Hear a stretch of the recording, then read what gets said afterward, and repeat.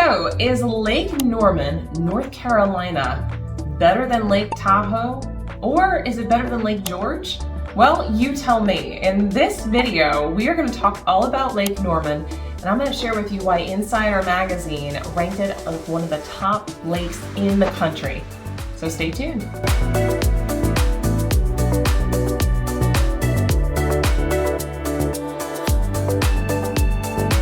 If you're looking for everything Charlotte, North Carolina and in between, including the border of South Carolina, you have come to the right channel. Go ahead and hit that subscribe button, and we're going to make sure you see every bit of information you didn't know you needed to know about Charlotte, North Carolina. In addition to that, if you want to stay on top of every video we post, hit that notification button and we'll notify you when each of our videos come live so you can stay ahead of the curve. Every single day, I get calls, texts, emails from people just like you looking to move to Charlotte, North Carolina and the surrounding areas. Now, if that's you, whether it's 9 days or 90 days across the country or just across town, give me a shout. I'd love to make your move everything you want it to be. So, is Lake Norman actually better than Lake Tahoe, or up in New York, is it better than Lake George? Now, as a New Yorker, we used to vacation in Lake George all the time, and I have many fond memories of it. I've also visited Lake Tahoe. So by the end of this video, you can give it your own assessment as to whether you think Lake Norman beats them out. But I'm going to share with you why Insider Magazine named Lake Norman one of the most beautiful lakes in the country, and you actually have the opportunity to live on it.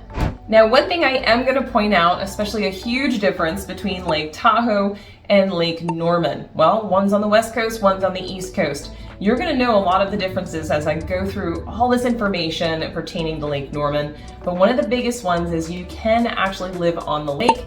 You can ride motorboats on the lake and jet skis and whatever you desire to do all on Lake Norman. And it's not ice cold. That's one of the things I like most about Lake Norman. And that's why I wanted to start this video with this. Lake Norman is warm. That's right, it's a beautiful warm lake. In fact, Lake Norman was purchased by Duke Energy, which actually used to be called the Catawba Power Company way back in the day in the late 1950s. And what ended up happening was they purchased this land, and I'll get into that, to flood it with a dam, which I'll also get into, to create an area where they had a lake accessible to cool their power plants. Now, because of that, because of the cooling effect of the power plants, we actually have the ability to have warm water. Now, don't worry, you're not going to have radiation. These are not nuclear power plants, okay? But the nice thing is, because the lake is cooling off these power turbines, it's actually warming the lake a little bit. So we have the ability to go out and go in the water from early May all the way into October. Now, it depends upon how cold you like water. I'm just saying from my temperament. So as you're going to see below in the description, I have set up a link to Insider Magazine's article. And while they don't say Lake Norman is better, personally, I think it is. But you can make your own assessment of that. I am going to share with you a lot of information in this video about Lake Norman. So let's dive in. As I stated earlier, it is the largest man-made lake on the East Coast. In fact, Lake Norman has 520 miles of shoreline, and you can put a house on most of it. Yes, some of it is preserved, some of it is Duke Energy access areas, some of it is also public access, such as a beach and other boating activity centers. We do have picnic areas, etc., and boat launches. So can't put a house there, but it is accessible to build on, and yes, there are still lots available to build on. It measures 32,475 acres, which is huge. That's right, it is a massive lake. The cool thing is, it's not just a giant circle either. They've got beautiful little coves and alcoves and a main channel, as we call it, that also runs right up the center.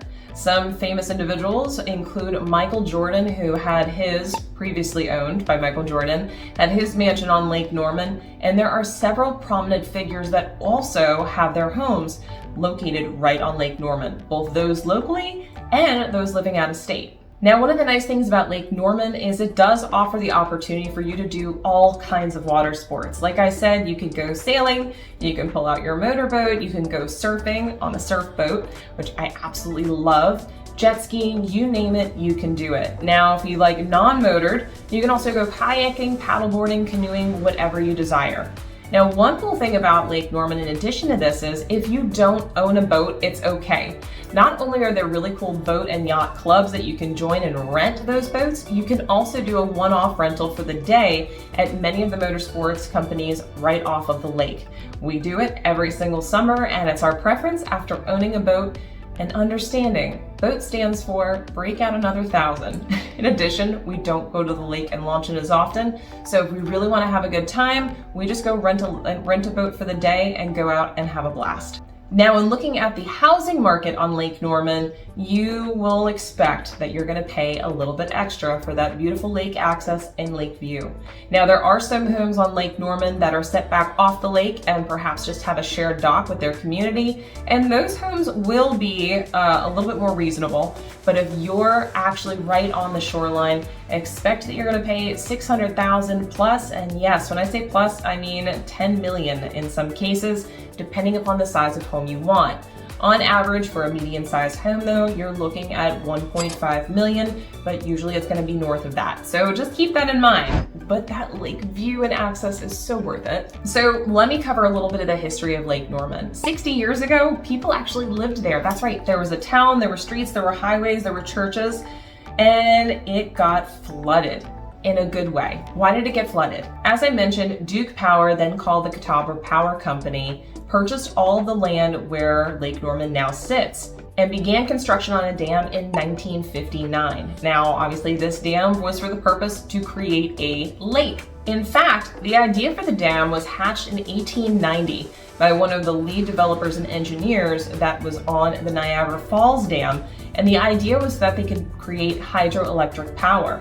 Now, that isn't completely the case now. It's also used to go ahead and make sure it's off steaming and cooling down the power plants that sit on Lake Norman, but it's pretty cool to know that the history of this dam goes that far back. Now, we're going to go even further back and talk a little bit about the town that's at the bottom of Lake Norman. And yes, from what I hear, because I would never scuba dive that deep or in a lake personally, but from what I hear, you can actually still go down in the bottom of Lake Norman and see some of these items. So let's take a deeper dive, pun intended, on Lake Norman. So under the surface, and if you go all the way to the bottom, you're going to find remnants of a summer camp that was opened in 1938. In addition, you're also going to find the site of the Battle of Crowan's Ford, where General William Lee Davidson fought Lord Cornwallis in 1781, way back when. Now, for any of you that are from outside of the United States, maybe from Europe, that doesn't sound like a long time ago. For us in the US, that's a very long time ago, and it's pretty cool history. Some other fun facts, there's actually graveyards at the bottom of Lake Norman, but don't worry, we're not going to see anything out of a zombie movie happening anytime soon. Before the lake was flooded, all of the graves were actually moved to higher ground. I don't know where, nor do I want to go anywhere near it, but it's good to know that everybody's been re-established. You'll also find plantations and home sites as well as highways. Old Highway 150 is actually at the bottom of Lake Norman, as is the Betty's Ford Bridge. Yes, that used to go right over the Catawba River, but obviously it's been flooded to Lake Norman, but that bridge is still down there. So I don't know about you, I won't go scuba diving anytime soon, but when you're hanging out on Lake Norman, it's pretty cool to know all the history that happened right beneath the water surface. So this is a channel all about Charlotte, right? What are some of the benefits of living on and near Lake Norman? Now I'm adding the word near because Charlotte is all near Lake Norman and it's very easy to access it. In fact, while there's so many people living on Lake Norman, it is one of the more accessible lakes from many different regions and areas, both north, south, east, and west, for you to go ahead, launch your boat, and utilize the actual nature and preserves that are there. So it's pretty cool. So my first thing that I'm going to mention as a benefit of living near and on Lake Norman, this lake stays warm, I feel like year-round. At least in the very slightest, it's warm from May all the way through October, which makes water sports a huge activity that everybody in the area does. Again, if you don't own a boat, you can still go out and have fun. Now, the other benefit of it being warm year-round is because if you do have a property on Lake Norman, you're going to be out on the lake whenever you want. That's right, even in winter in North Carolina, we can have 80-degree days. So if you've got a boat out on the lake or can just go take a drive and grab a picnic table and have a little picnic, you can still enjoy the lake year-round. I'll also add for number 2 is that Lake Norman does not have alligators. I actually had this question a lot from people moving from out of town or out of state. Do we have alligators? Do we have things that are gonna bite you? No, you can actually go swimming without fear of being bitten by an alligator. Now, we do have wildlife, the occasional snake, the occasional snapper turtle, but they usually stay away from you. They're not gonna bother you, and they're only really on the shoreline. So if you're out swimming and boating and having a blast, there's nothing to worry about. Fourth thing, which I know I went a little bit off on my numbers there, but the fourth thing is that Lake Norman has beautiful, cool breezes all throughout summer. I do not live on the lake myself, but I visit consistently. And even if you just need a little R&R and you want to go to the park, it's just a beautiful breeze. You can smell the fresh, clean air in the water, and it's a great reset if you want to go ahead and enjoy the watery areas. Now, personally, I'm someone who loves the ocean, but being close to a large body of water has really been helpful, not only for my mental state, but also I love to swim. So it's kind of nice to be able to dive in. Fifth, waterfront dining. Now, not only waterfront dining if you want to drive there, but there's also boat up dining. So there's plenty of docks on most of the restaurants that are sitting on Lake Norman where you can actually drive your boat up, park it, come in, have a bite to eat, and then head back out to enjoy the sun. And the absolute last, but certainly not least, and you guys are gonna laugh, but I swear it's true, the Redneck Yacht Club is a real thing. So now for some of you who would like to know where the actual yacht club is, yes, we do have an actual yacht club. It's absolutely beautiful and the food is fantastic. Highly recommend the tuna tartare, it's delicious. But there is what I would consider a Redneck Yacht Club. And what it really comprised of is people who are out boating on Lake Norman. If you're wanting to just hang out and drop anchor, you can do so in any one of the coves off of Lake Norman. All of that is publicly accessed.